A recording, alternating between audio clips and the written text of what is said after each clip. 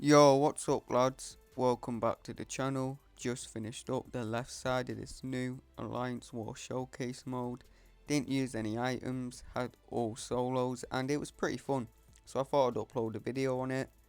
And the team I'm going to be using is Hood for Venom and Gore, Hulkling for Zemo, Stealthy, who is one of the worst champs in game, but we're going to use him.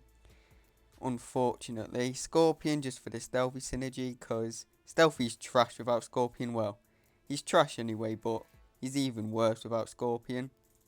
And yeah, in this Venom fight, the only thing you gotta watch out for with Hood is if Venom gains an armor up buff at the start of the match, just restart it, because you're not able to instantly get rid of an armor up buff that Venom would start with Hood. So just restart, and it's a very easy match. Otherwise you just get to your SB2, get that permanent fate still on him, and he won't be able to gain any armor up buffs from that point on.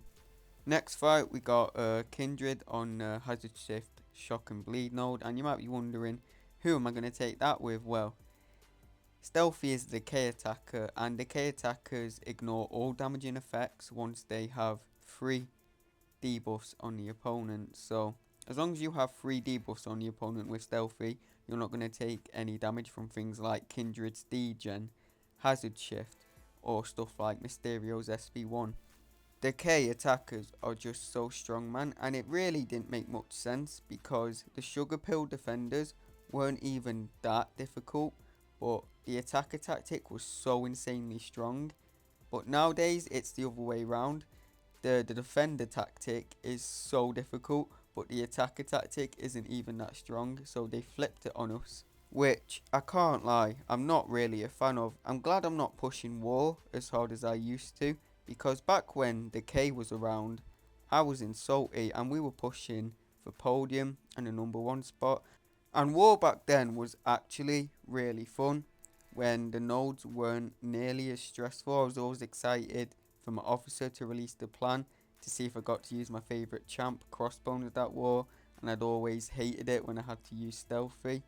And it was always fun working with your teammates to get a donut on the map, and that's just not really possible anymore. Don't get me wrong, I still push War pretty hard because we're still in Masters, which is top 20 alliances in the world, but you know, we're not pushing for top 3, and I'm very happy because of that, because it'd be way too stressful with the current war metas and how difficult they are, and I don't think I'd enjoy it at all. But yeah, this Kindred's about done. We didn't get rooted there because Kindred did not have enough charges to root me, but even if he did, I had a special saved so I could get out of that route. And next up we got a Longshot, and this Longshot got many deaths from a lot of good players. He was one of the most tricky fights on the war map during the Decay meta, but Stealthy was always one of the best options for him. That's who I used whenever I was assigned it. You just want to make sure you get that slow up as soon as possible, and you're pretty much fine as long as you're comfortable punishing his special one. It's very important to learn how to punish that, just because it gives you a free opening and you don't have to rely on your intercepts. I do like to bait L2s in this match because sometimes Longshot gets a bit stingy and will just not throw his special one for about a minute, and the regen gets a bit out of control and he heals from like 75% to 100%. But if you bait L2s, I find that he throws them much faster. Plus, it's a easier animation to punish anyway. So yeah, bait L2s if you can, but learn how to punish the L1 in case he throws that as well. But Stealthy's probably the best option for this fight. The reason you see me doing light intercepts here is because they have the parry mastery, and if you do light intercepts instead of medium intercepts, if they don't play into your intercept, you are able to get out of the way and you won't get hit. But if you do a medium intercept and they don't play into you, there's a good chance you will get hit. So that's a little war fact for you if you don't already know it. Always do light intercepts if you're not comfortable doing them. Just learn how to do it, it's well worth it. But yeah, look at that. Terrible damage. 12k mediums, terrible. My Starkey does like 20k mediums. By the way, this stealthy is only rank 5. I do have an ascended version on my mini account. God knows why. He's a terrible champ. I blame my officer. He made me ascend stealthy. I would never do it of my own free will. But next up, we got a bishop, and you might be thinking this is going to be a pretty tricky fight. Nah, fam, this is easy. We just slap the innovate on bishop, and he's a potato. What can bishop do if he can't throw a special attack? Nothing. He's not gonna throw an SB1 out of nowhere and start incinerating me. I'm not gonna get clipped by the end of his SB2. Nah, bishop can't do anything if he can't throw a special attack. He's a potato, and yeah, stealthy absolutely destroys this fight. If you prefer, you could always nuke this with Hulkling, but there's always a chance that bishop throws a random special one. That shit's going to be unblockable, and you're going to get incinerated to death probably. So I thought there's no point risking it. Just use stealthy. I have actually done this fight in war a few times, and I've never died to it. It's a very, very safe fight, and it's kind of boring because you literally just swiping back and looking for intercepts the whole fight. But stealthy is a boring champ. Stealthy's a trash champ, as we all know. Look at that, 1 minute. Too slow, too slow. And for this Gore, finally, we're going to be using someone other than stealthy. We're going to be using Hood. And if you turn your MD off, you'll have a much easier time in this fight. But I couldn't be bothered turning my MD off, so I just dealt with getting pushed to an L3. But it's a pretty simple fight. Just get to your L2 as soon as you can so you can nullify all of Gore's buffs. And once you've nullified all of Gore's buffs, the power efficiency node, which costs Gore 50% less power on special attacks, isn't that much of an issue, because if he has no buffs, his special 2 doesn't inflict any debuffs on you, so you can just tank it on the block, and you're going to miss some of them hits with your invisibility. So yeah, you want to build up about 40 hexes on this guy because he has a pretty big health pool. Then detonate. Oh, but very important, whatever you do, do not detonate whilst he is stunned, because there is one eye open, and if you detonate whilst Gore is stunned, you are going to get instantly KO'd and die, and you're going to look stupid. This Gore has honestly given me PTSD. I have died to this Gore before, but that's not why I have PTSD. A little unknown fact about me for most people, I was an officer at some point, and no matter who I sent to this Gore fight, I would send some people with Tigra, they would die. I would send someone with Longshot, they would die. I would send someone with CGR, they would die. This Gore honestly gave me PTSD as a planner so bad that I literally stopped planning, and I haven't planned a war since. And yeah, I just want to say massive respect to anyone who plans, because it's not an easy job at all. It's honestly one of the most stressful things in MCOC you could do. So make sure you show some love to your officers. You know, make sure you thank them at the end of the season and all of that, and make sure you appreciate them, because honestly, man, it's so stressful planning is. I don't even think you could pay me to plan again. I hated it that much. I mean, obviously you could if the price was right, but you know, a moderate amount would not get me to plan again. I hated it so much, and it was so stressful. But next up, we got this Zemo with Hulkling, and this is the Incinerate and Shock node with Aggression Prowess. It's a pretty easy fight with Hulkling though, as long as you don't get cracked Zemo RNG, because sometimes Zemo will just not block and keep dashing at you, so you're not able to hit into his block and get your massive fury. But most of the time he won't do that.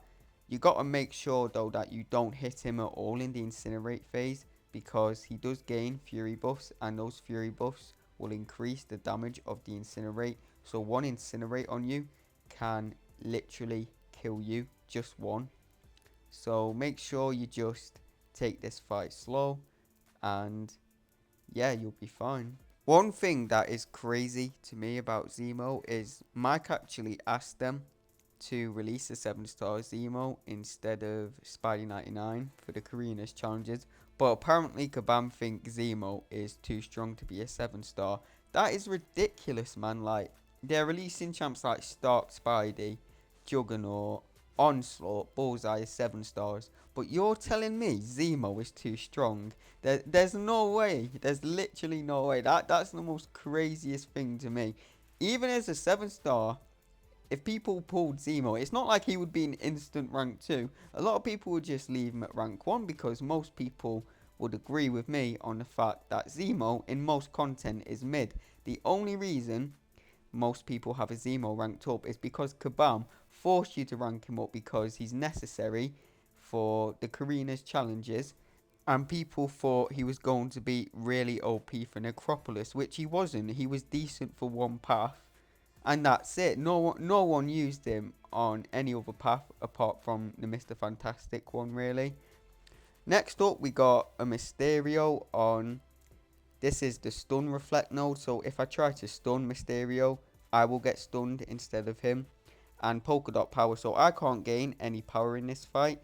But that's not a big issue because obviously Stealthy can access his slow off his 4th light attack, and he can gain a fury off his 4th light attack as well by exploding the slow debuff.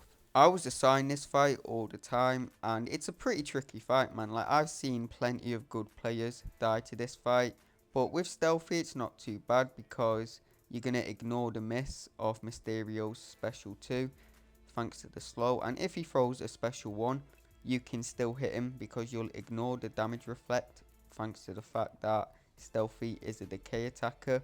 This fight would be much faster with a PS1 boost, a power start 1 boost, so you can get your 2nd precision, but obviously you're not able to use them, which is a bit silly. I think you should be able to use power start 1 boost in this mode, but hey, it's not the end of the world. Little sad fact, Mysterio was my only death in the first Decay War season. He cost me my deathless season. It wasn't on this node, it was on the boss node. And you know what's even worse? I didn't lose to him because I messed up.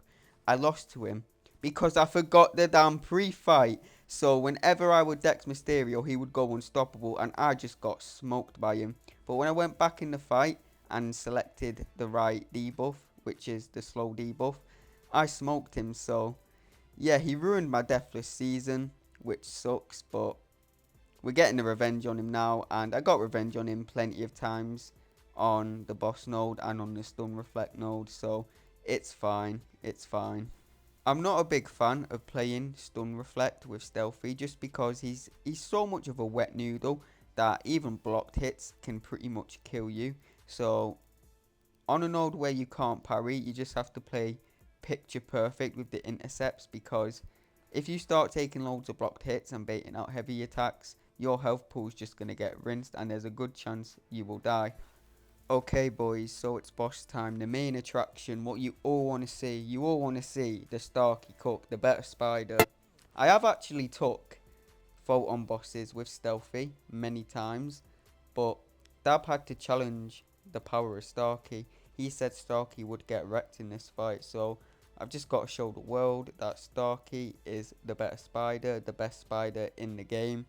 And yeah, he absolutely destroys this fight. What you need to do is you need to watch Photon's charges. When Photon gets 10 charges and she has below a bar of power, you want to knock her down into blue light form and just wait that out.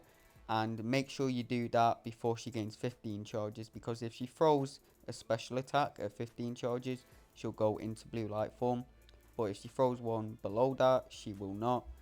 So as soon as she gets to 10 charges, I'm going to bait out a special, knock her down with a special attack to put her into blue light form, and there we go. We're just going to wait that out. What I don't want to do is push her to a bar of power while she's in blue light form, because that's just an unnecessary risk and could end up in her throwing a special attack and killing me. So we're just going to play this match as safe as we can. But yeah, I have waffled on enough for this video. A whole 15 minutes of me waffling is way too much. But if you enjoyed it for some reason, you know, I'd really appreciate it if you'd leave a like and subscribe. And yeah, enjoy Starkey cooking this photon. Hopefully, I'll see you in the next video.